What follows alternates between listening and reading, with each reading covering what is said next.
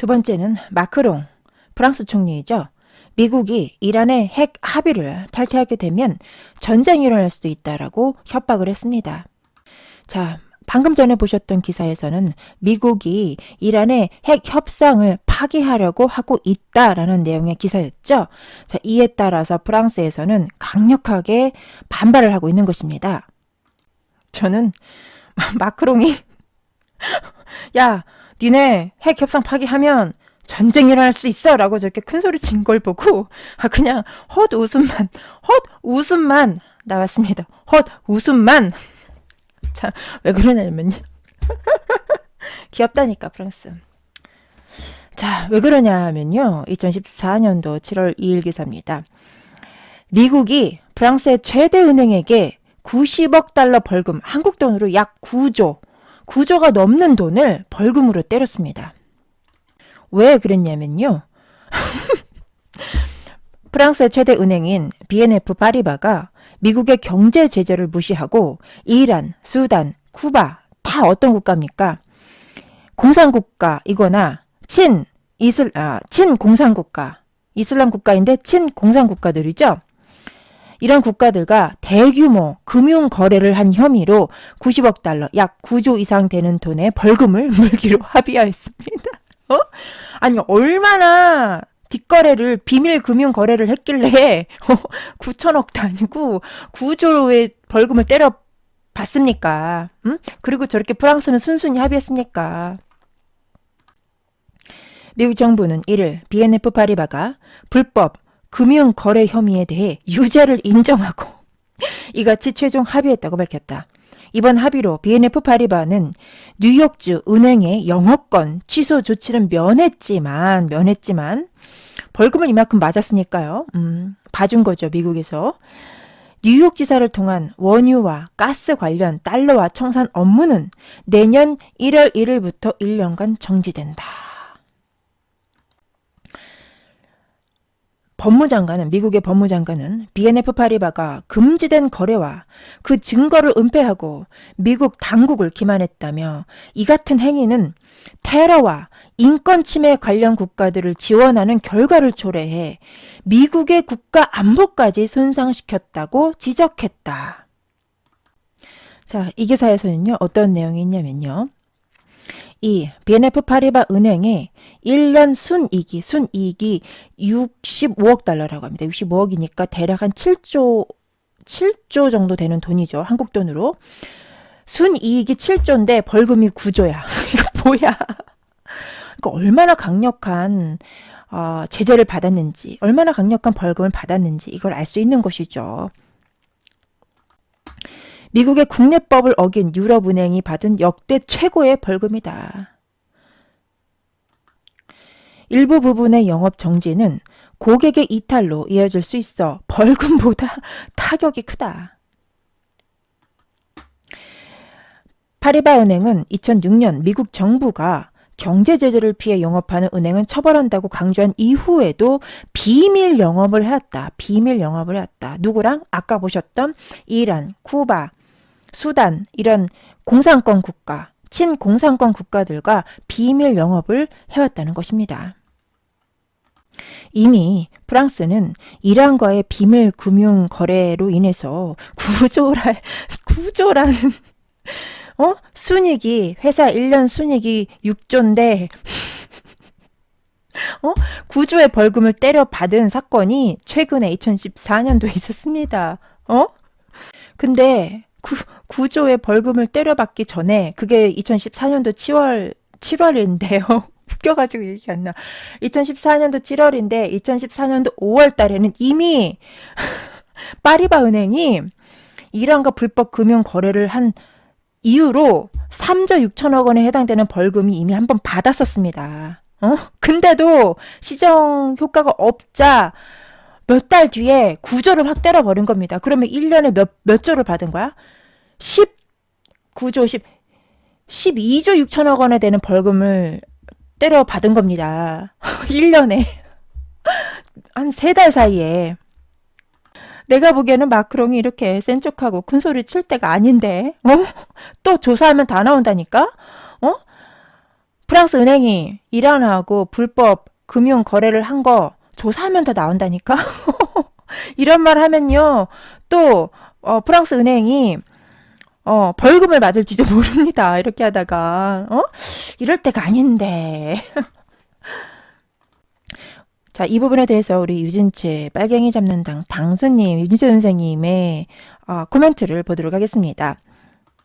유럽연합부터 프랑스, 독일, 영국 잘못된 이란 핵 협상을 폐기하면 안 된다고 주장하고 있다. 왜?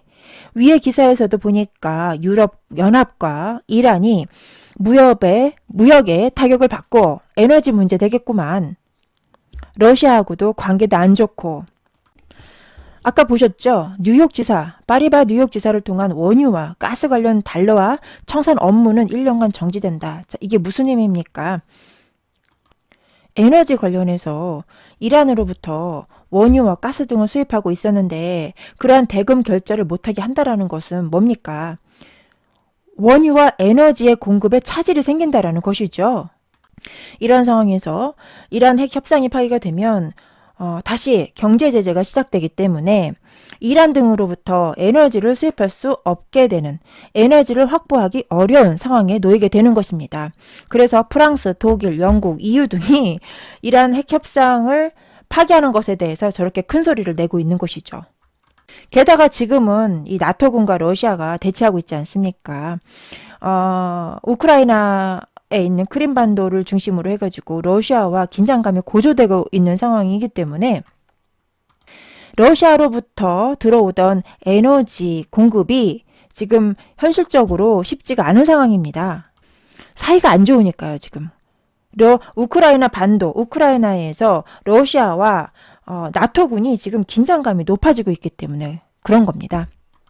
우크라이나라는 지역은 러시아에서 유럽으로 들어가는 최대의 송유관, 가스 수송관이 그쪽으로 지나가고 있거든요. 자, 그래서 유럽에서는 이렇게 다들 미국을 말리고 있는 거죠.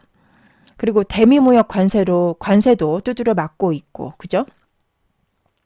중동 전쟁이야 뭐 이스라엘이 주도일 테고 기름값은 올라가도 미국은 걱정 없지만 언제나 참 재밌는 것이 기승전 짱깨다. 아니 왜 중동에서 싸우는데 피해는 중국이 보고 중동의 1대1로가 차질이 생기면 중국이 손해보기 때문이죠. 자, 그리고 유럽에서 지금 이렇게 이란하고 유럽하고 이렇게 문제가 생기는데 결국에는 짱깨가 힘들어지는 이런 이상한 구조, 여러분, 이상한 구조가 있습니다. 왜냐? 기름값이 오르면요.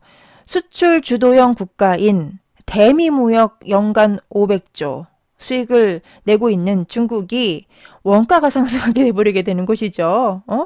그럼 수출을 먹고 사는 중국의 입장에서는 차질이 오는 것입니다. 또한 중동, 이란 등에서 분쟁이 커지면 커질수록 그 1대1로를 지나가는 사업을 하고 있는 중국에게는 막대한 부정적인 영향을 미치게 되는 것입니다. 그리고 미국이 이란의 핵 협상을 파기하고 이란의 제재를 다시 가하게 되면 국제 유가는 다시 올라갑니다. 점점 더 올라갑니다. 지금 70불을 넘어섰는데 70불에서 이제 80불을 돌파할 수도 있다. 90불까지도 갈 수도 있다라고 예측하는 그런 기사 내용입니다. 유가가 이렇게 올라가게 되면요.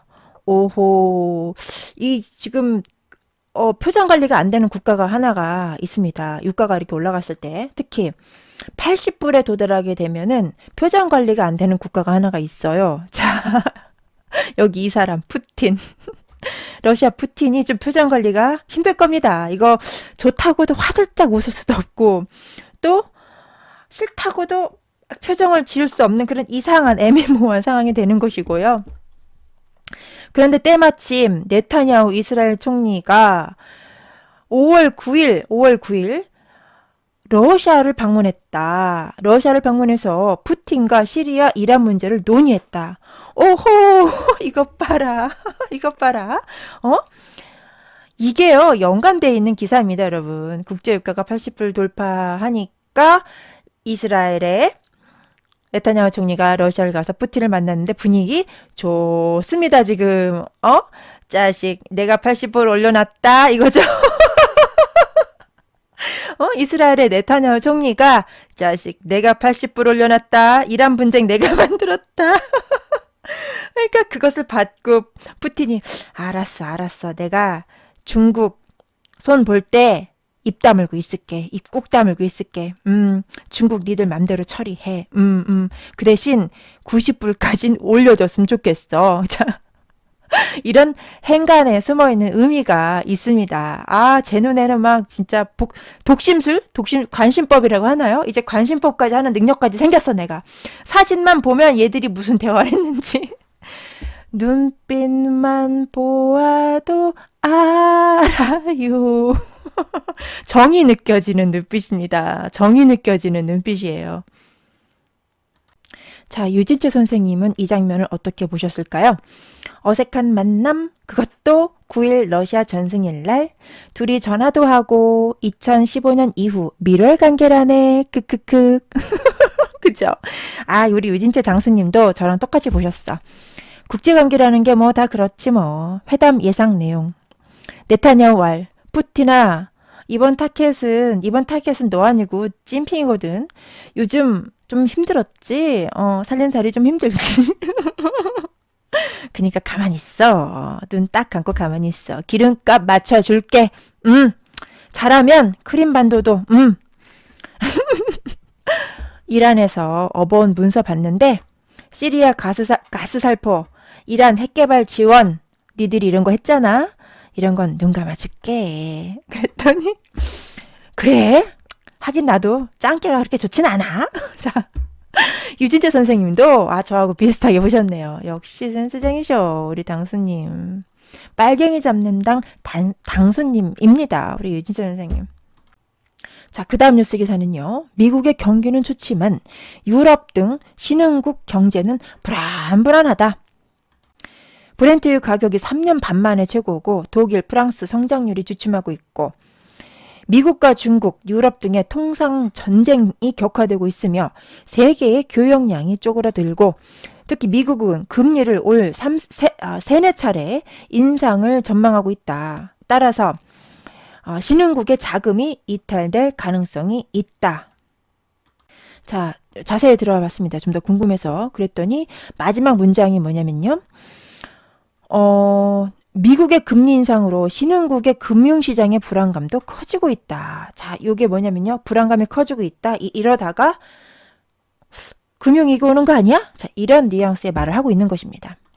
사실 전 세계적으로 이 중국의 차이나머니가 들어가지 않은 곳이 없습니다. 들어가지 않은 곳이 없어요. 그렇기 때문에 한번 이 중국의 차이나머니를 확 털어버리려면 금융위기가 한번 올 때가 됐다. 금융위기가 올 때가 됐다. 그런 차원에서 봤을 때, 자, 이번에 금융위기의 시작은 어디가 될까? 이거죠. 어디가 될까? 한국도 예외는 아닌데, 어디가 될까? 알아맞혀 보시오. 이게 되는 겁니다. 자, 여러분도 한번 알아맞혀 보세요.